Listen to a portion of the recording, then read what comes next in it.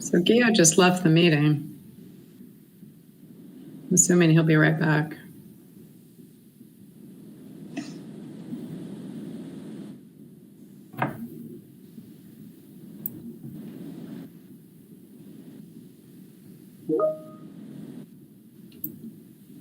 All right, team, you are now live.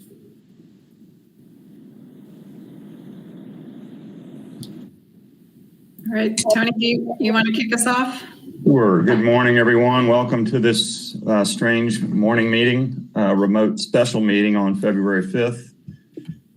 There will be no public comment taken at this meeting. As always, information can be submitted in a written form.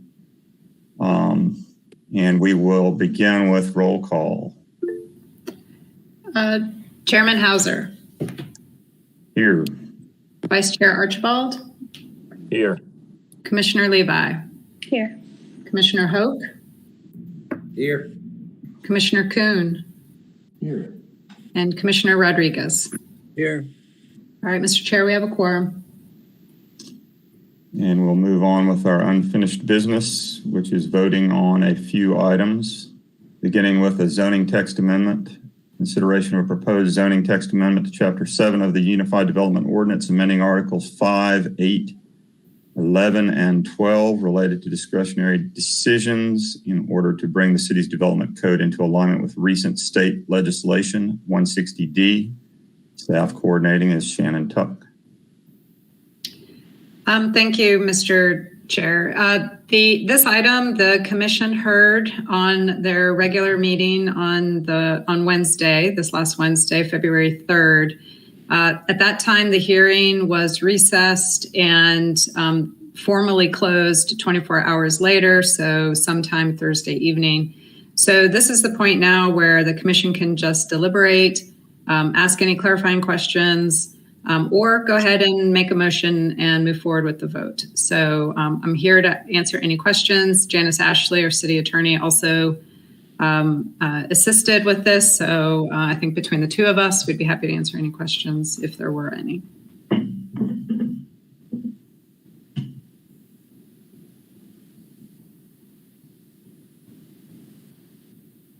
I would be happy to make a motion.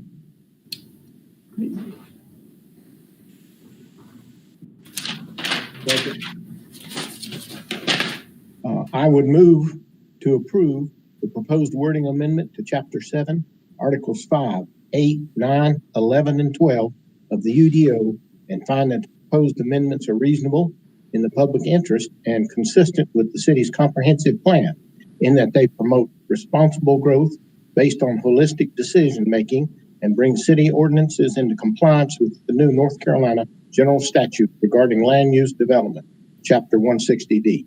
I will second that. We have a motion and a second. We'll conduct a vote. Ms. Levi? Aye. Mr. Hope? Aye. Mr. Rodriguez? Aye.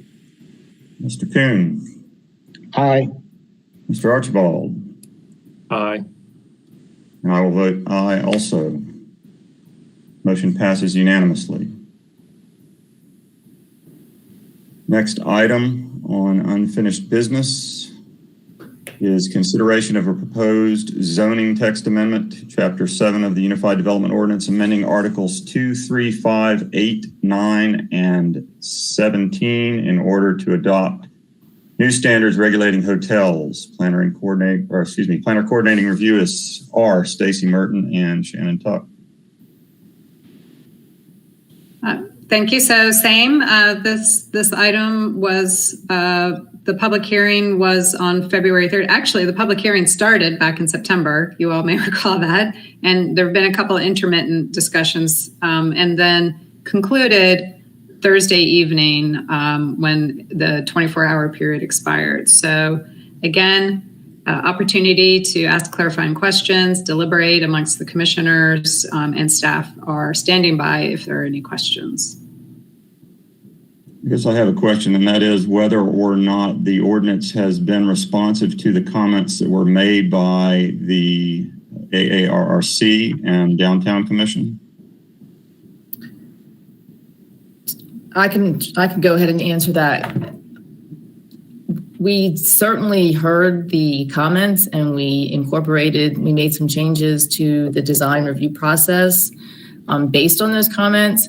But as those commissions did not vote to agree with the design review process, I can't say that we're totally in agreement with them. I think Todd pointed out last time that the goals that we started out with for this project to keep the process in compliance with Living Asheville Comprehensive Plan and the ULI report, there was some conflict there. So while we were responsive to their comments, we didn't 100% agree with their vote. I don't know if you wanted to add anything to that, Todd. So, well, Todd, Stacy or Todd. So essentially, it's going forward the way what we saw it on Wednesday? Yes. Okay. Which, just for a refresher, it is that the ARC and or Downtown Commission, depending upon where the project is located, would do kind of an initial design review.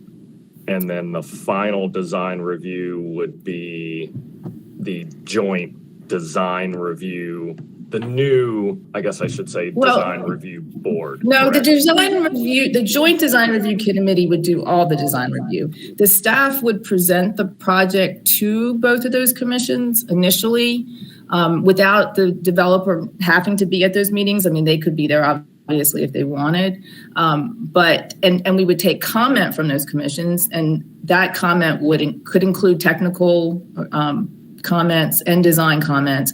Anything that was technical would be, it still has to go through a TRC process, so that information would be included in the TRC staff report, and then any comments that were directly related to the design would go into the staff report to the joint design review committee.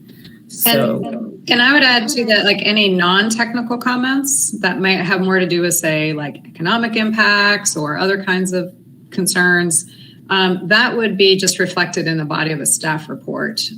Every staff report has a section that discusses, like if it were to go on to council, it would discuss like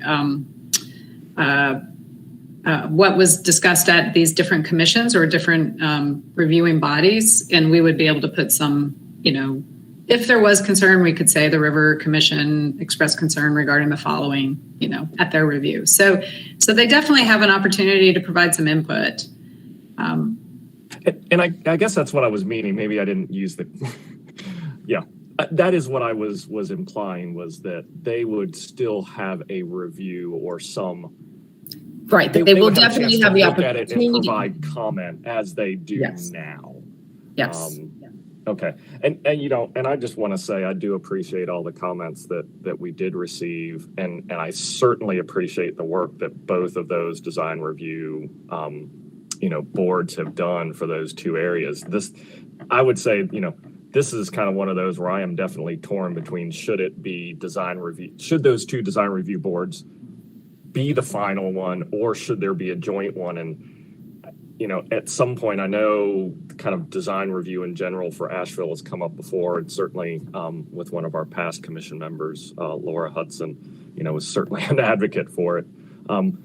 It does seem like maybe this is one of a first step towards a design review commission for all projects in Asheville. So while it may feel like these two commissions right now, Downtown and AARC, are kind of having some of their responsibility pulled away, hopefully they'll start to see it as coming together for a bigger and better commission, hopefully. So I'd like to piggyback on those comments and say that I think this having one commission review all of them would save staff a lot of time and a lot of work that you could be doing somewhere else, and I fully support this.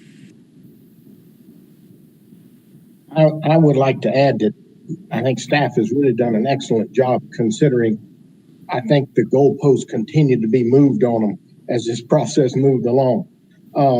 What I'm uncertain about is how we will gauge the effectiveness of this ordinance. Will it be gauged effective if hotel development returns, or if hotel development does not return? I think that depends on your perspective. Carl, I would say that the community is gonna say it's ineffective once the first hotel gets built. And I certainly would like to piggyback on what Carl just said too. I think staff's done a great job. I mean, I mentioned it Wednesday night. I think the benefits table is wonderful. I really hope the public kind of dives in. I had a couple of conversations with people in the past couple days, and a few kind of had known about the benefits table but hadn't really looked. And I was like, you really need to look at this. I mean, there's a lot of good that is in this ordinance, and I really do. I really hope that public benefits table is the blueprint for projects, every large project in Asheville. So, yeah.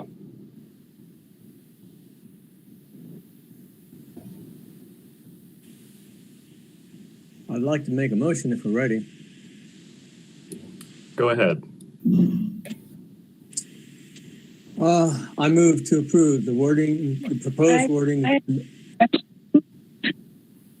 Okay. Kim, did you have a comment? I can hold it. What's up?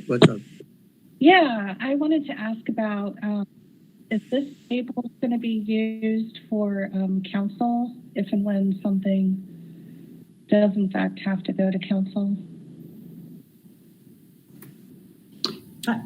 I'm not sure I heard the whole question. Were you asking if like the public benefits table would be used if it goes to council?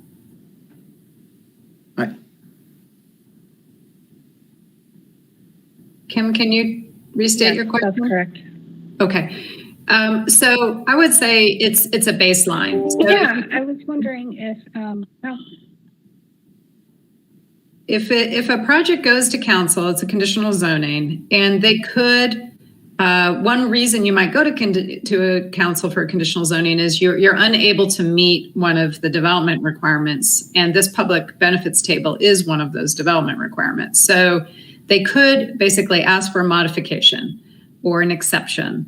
They could ask for it, but I think council has invested a lot in this public benefits table as well, and they're going to use it as a basis of evaluation. And staff would certainly provide that analysis. That would be part of what we would share. Like they fell short in this way, or they exceeded in this way, and need an exception to something else. So I think they will definitely get that information as part of their review.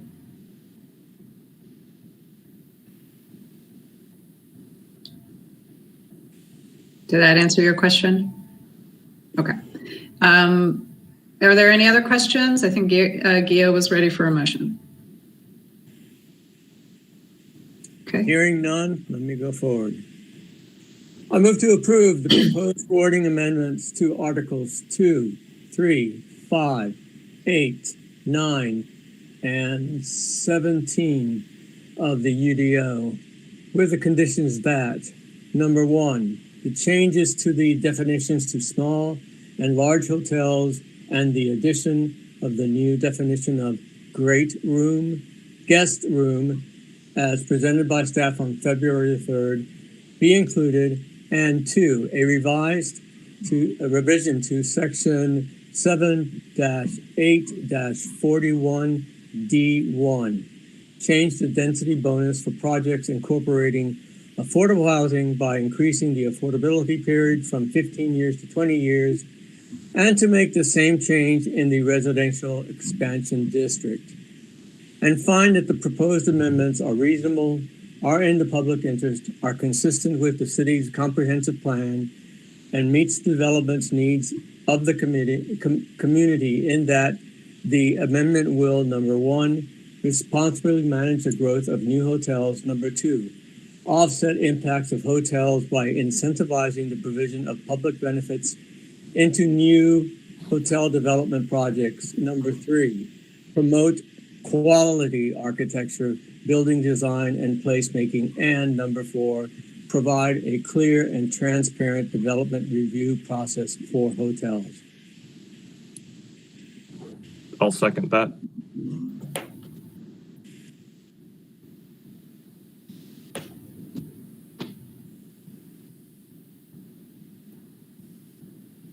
I think, Tony, you're on mute. I think you may have been trying to speak. Sorry about that. Yep. We have a motion and a second, and we will take a vote. Ms. Levi? Was that an aye? Aye. Aye. Here we go. Mr. Hope? Aye. Mr. Rodriguez? Aye. Mr. Kuhn? I'm no. Right. Mr. Archibald? Aye. And I will vote in favor. Motion passes, what was it, 5-1? Yeah, 5-1.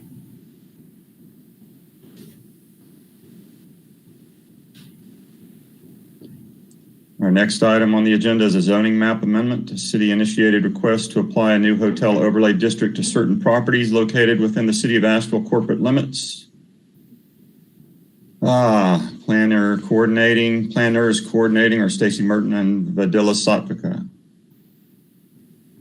So I guess we're in the same situation here. This hearing began on September the 2nd and was subsequently continued. There was discussion in September and October, and I believe in November, and it was continued until Wednesday, February 3rd. And then the public hearing closed last evening after the 24-hour period, and we're here today to answer any additional questions you might have and to vote on the project or on the proposal for this hotel overlay zoning map amendment. One quick question. Comment? I'm sorry. Go ahead. Just very one quick question. What is the that note that says, with the condition the map be amended to remove the property located at 185 Klingman? I've heard several mentions to the Gray Eagle project. That is the Great Eagle property, yeah. And is that fated to be turned into a hotel? Is that why this is happening, or what? I don't understand. Todd, maybe you can address that question. This change was in response to concerns that we heard from some council members about that property. And we were asked to take a look at, by council, we were asked to take a look at cultural institutions and venues throughout the city, and just to see how the overlay map aligned or didn't align with where those cultural venues are located.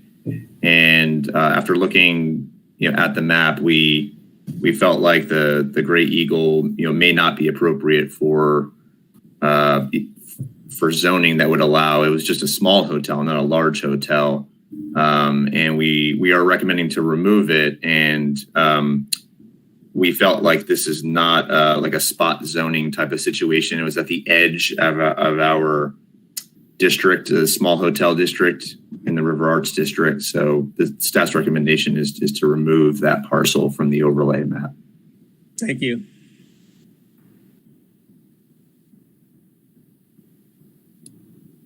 I had emailed Shannon yesterday that I was interested in at least having maybe a little bit more discussion, certainly with staff, and then also with my fellow commissioners about what I had brought up, what Mr. Hoke had brought up originally on Wednesday, and then I had brought up or continued that discussion as well on Wednesday about what is now still in a very preliminary phase, the racial equity mapping project that has been going on in the city, and how that overlays with this hotel overlay district, and potential areas that we may want to remove from what is now shown on the hotel overlay district. Two of those in particular being the area along Depot Street from Lyman towards, I believe it's Bartlett, and then also an area around Cox Avenue. I believe those were the ones that Todd had mentioned, at least initially, again, in that preliminary mapping that the city has done, that there were some overlays. So again, just wanting to bring that up for some further discussion.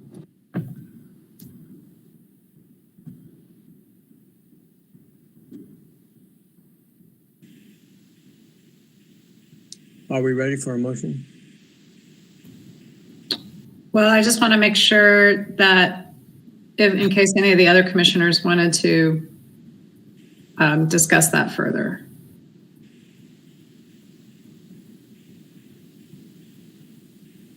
Okay. Doesn't look like it. I'd like to make a motion.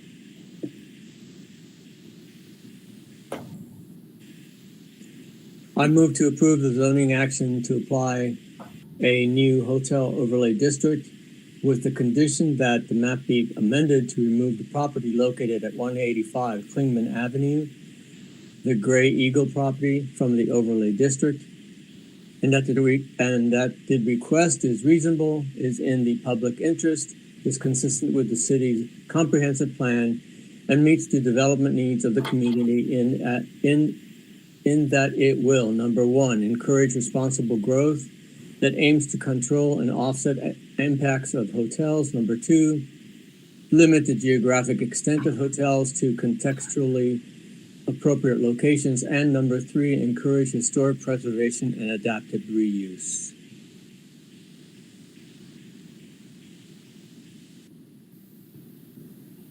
Second.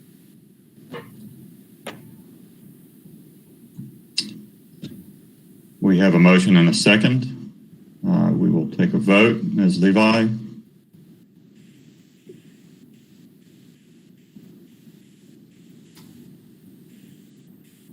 Aye. Mr. Hope? Aye. Mr. Rodriguez? Aye.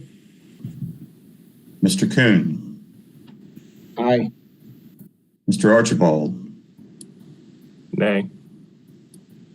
And I will vote in favor. Motion passes 5-1.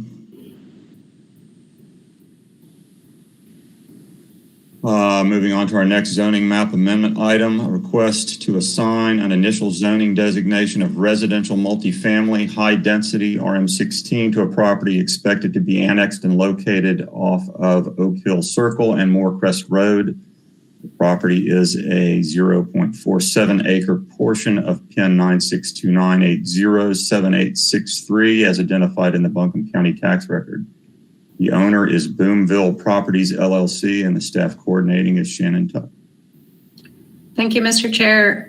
This is, as I described on Wednesday during the hearing, this is a request for the commission to make a recommendation for zoning to apply to property that is currently not in the city limits.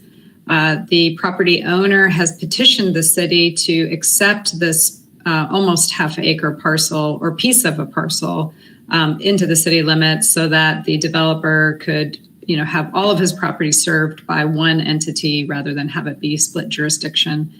The surrounding area was zoned RM16. The recommendations from staff is just to be consistent with the balance of the property that the owner already has in the city's jurisdiction. Be happy to answer any other questions that the commission may have. I would like to acknowledge that we received public comment on this, and there were sort of two parts to the public comment that we received. One was regarding the way that public comment can be made. And I think we just may have figured, I didn't really notice it until our last meeting, but normally we start the meetings by saying the information about groups of no more than 3, et cetera. And I think that probably should be eliminated until we move back into physical meetings. So I appreciate the comment bringing that to our attention. The other part of the comment, as is so frequently the case, relates to the concern about traffic that comes with development. And I'm not sure that when a project falls below the threshold for a traffic impact analysis, that these sorts of comments ever get addressed. And I had some discussion with others recently about the table that we just approved or voted in favor of in association with hotel development. That, and I talked about this the other night as well, that there is perhaps an opportunity to extend those sorts of requests to developers to better address the transportation concerns that come with development. I think that historically, countrywide, we have dealt with development by adding lanes, and we've pretty much figured out that that doesn't work. It just creates a bigger problem. So we need to start looking at other ways of dealing with transportation. And I believe that when developers move into our community, whether they're native or they're moving from somewhere else, that they are benefiting from what we have here in Asheville. And this applies to every locality. They're benefiting from the things that exist here now. And I think it's not unreasonable to request that they make a contribution to maintaining the community and facilitating a transportation system that works more effectively for all types of users. That is, users other than just cars. But I want to recognize this public comment, and I recognize the concerns, and it's one that just comes up every time. And it seems like an area that is not addressed by us if it falls below that TIA threshold, and it's not really addressed by council either.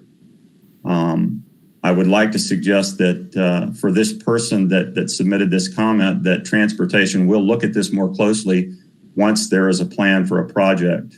I don't know if that project will ever come back to us or if it will come to council, but it would be nice to know that their concern is reviewed by transportation.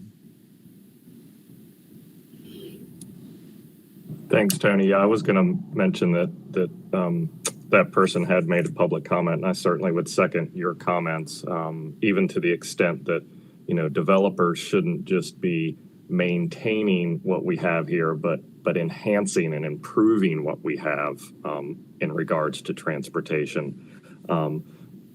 Excuse me. The other comment, excuse me, and I made it on Wednesday night too, is that, this is the preliminary rezoning. We don't know what is going to be built there. And the actuality is that, the zoning that we would be proposing isn't any more than what is currently allowed. So, we're not today voting on a development that's going to happen. We have no idea what's going to happen. This is just one of many, many steps that we'll have to take. So if anybody in that area is listening or watches this later, realize this is one step in that process of what may happen on that property.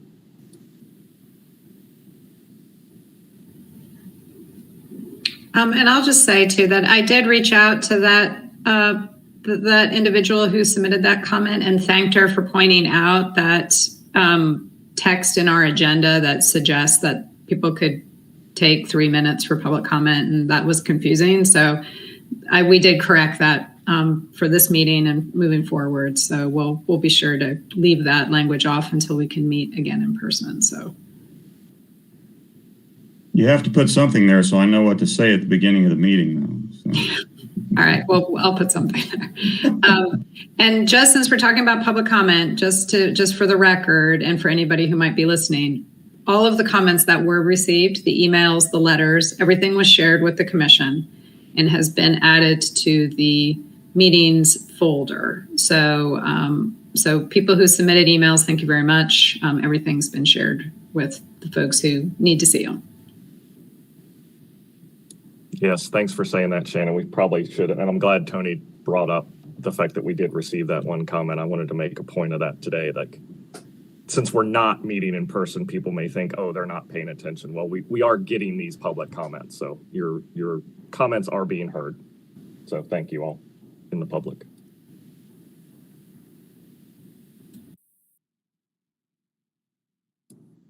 If there's no further discussion, I'd like to make a motion.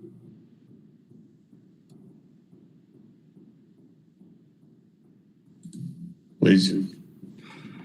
I move to approve the initial zoning request to residential multifamily, high density RM16 and future land use map designation of traditional neighborhood, and find that the request is reasonable, is in the public interest, and is consistent with the comprehensive plan and other adopted plans in the following ways. The initial zoning will, one, support orderly growth and development by assigning a zoning and land use designation that is consistent with the balance of the property already located in the city. Two, allow opportunity for higher density residential infill development. And three, support the development of housing in a locationally efficient area. I'll second that. We have a motion and a second. We'll take a vote. Mr. Archibald? Aye. Mr. Kuhn? Aye. Mr. Rodriguez? Aye. Mr. Hoke? Aye. And Ms. Levi? Aye. I'll vote in favor also. Vote passes unanimously. That is the last item on our agenda. Our next meeting will be on March 3rd. Move to adjourn. Second. All in favor? Aye. Aye. Aye. Have a good weekend, everyone. Yes, thank you all. Thanks, staff. Thanks, everyone. Tony, just so Yes. you know, if you could like kind of sort of stay on standby, I'm gonna here shortly email you the 4 paper planning and